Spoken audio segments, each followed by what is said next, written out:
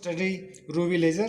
Ruby laser was fabricated by T.S. Memon in 1960. It is a solid state laser and it consists of aluminium oxide or Al2O3 atoms in which there is doping of about 0.05% chromium atoms, and this ruby crystal is in cylindrical shape of diameter 1 to 2 centimeter and of length 2 to 30 centimeters.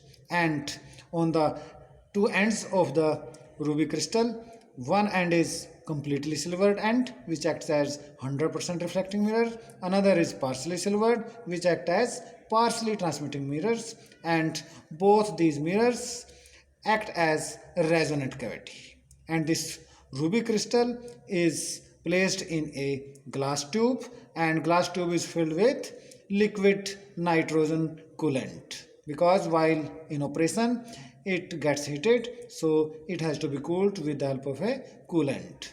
And surrounding this there is a pumping source, xenon flash lamp, which gives energy to the ruby crystal, and the atoms of ruby crystal gets excited and we get laser beam to this side. This xenon flash lamp is connected with power supply and capacitor. When power supply is switched on, the capacitor charges to its full capacity and it discharges through xenon flash lamp, which is in helical shape, and it gives flashes, and the ruby crystal gets optical energy from the flashes, and the population inversion condition is achieved in the ruby crystal.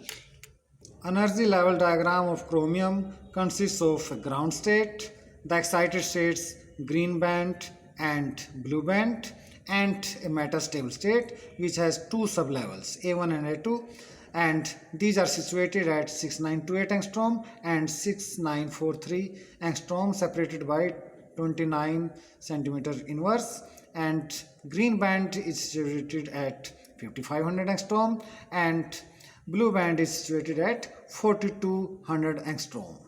When xenon lamp flashes, the chromium atom gets energy and they are excited to green band and blue band, and from these blue band and ground band they lose energy and de-excite to the metastable state, and this transition takes place via very fast non-radiative transitions, and the loss of energy is absorbed by the lattice of ruby crystal, and ruby crystal gets heated, and it is the reason why we need coolant to cool the ruby crystal. Now atoms are in metastable state and more number of atoms are collecting at these levels A1 and A2. So population inversion condition is achieved between the metastable state and the ground state of the chromium atom, and there takes place laser emission through these transition levels of lasers.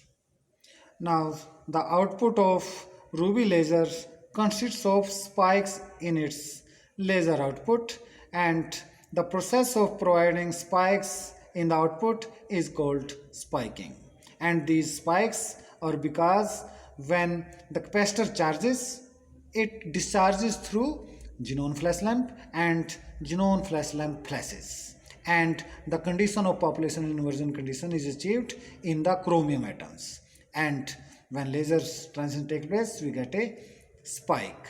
Then the capacitor again charges, it takes some time, some milliseconds, and again charges and it discharges through xenon flash lamp again, and the flash lamp gives another flash, and we get condition of population inversion in the chromium atoms and we get another spike. In this way we get spikes in the laser output of ruby lasers. Thank you.